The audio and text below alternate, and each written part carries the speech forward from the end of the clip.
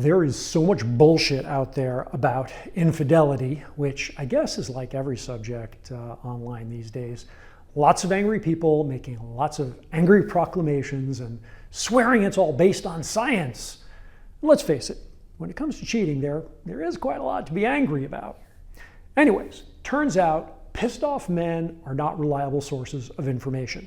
So let's talk about the real reasons that women cheat. I just read a study that said they surveyed a bunch of women on the subject, and that the most common reason that women said that they cheated was sexual dissatisfaction.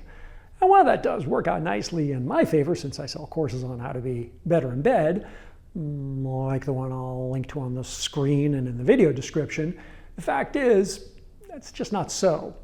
Now, I'm not saying that some research assistant didn't collate the answers in an actual anonymous survey and find that that was the top result. What I'm saying is it doesn't matter, because it's just a ridiculous oversimplification. People don't want to cheat, but they do. And so when they cheat, they do it for very complicated reasons, not just one reason. It's a decision reached by degrees. Plus, this kind of survey assumes that women know why they cheated, which assumes that humans know anything about why they do what they do, which any cognitive psychologist, neuroscientist, or psychoanalyst can tell you is a pretty bad assumption. The sociologists tell us that most people, which is say more than half of us, cheat. Even though 100% of the people that you ask say, oh, I would never cheat, I hate cheaters. So obviously a good many people who say that they hate cheaters end up cheating. And one big reason for this is humans are not super good at keeping promises. And we're not super good at assessing whether or not we're going to be able to keep a promise at the time that we make the promise.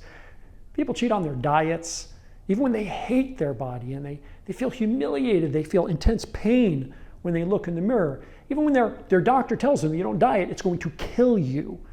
Even people who lose a ton of weight, and then they revel in the glory of all the compliments and the new attention from the opposite sex, the increased energy, the happiness, even they cheat on themselves and they put the weight back on.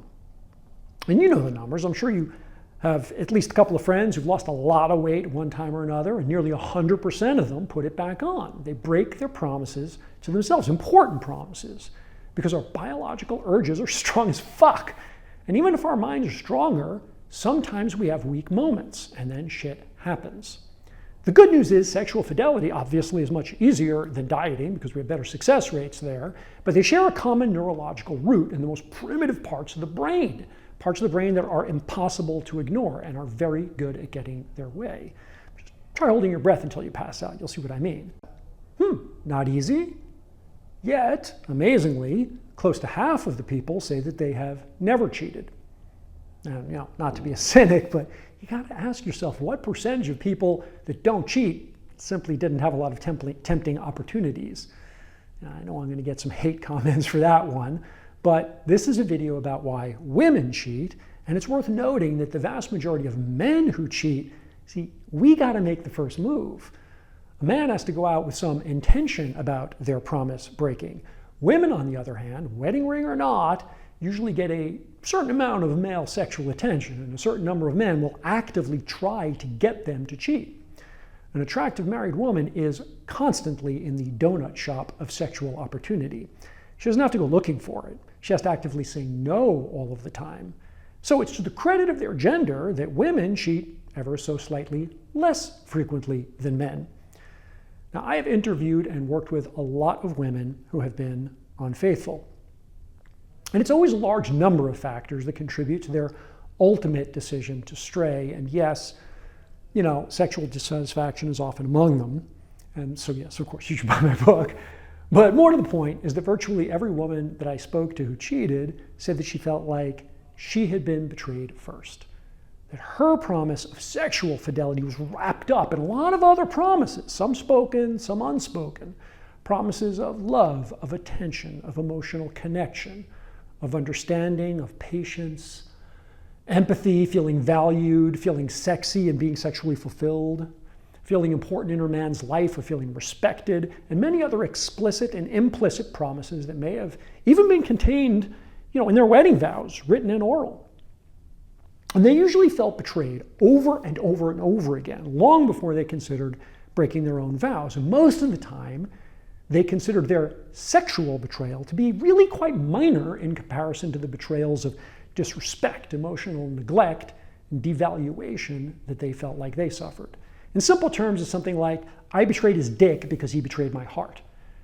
Now, in contract terms, it's like saying, he didn't give me my money when you failed to do the work that the agreed upon money was for.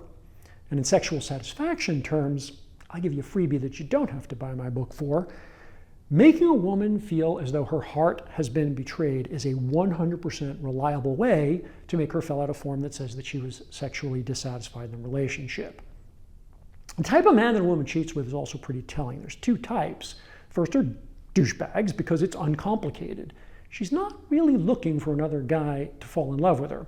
She wants lust. She wants to be made to feel like a woman, but not necessarily all the messy emotions, please.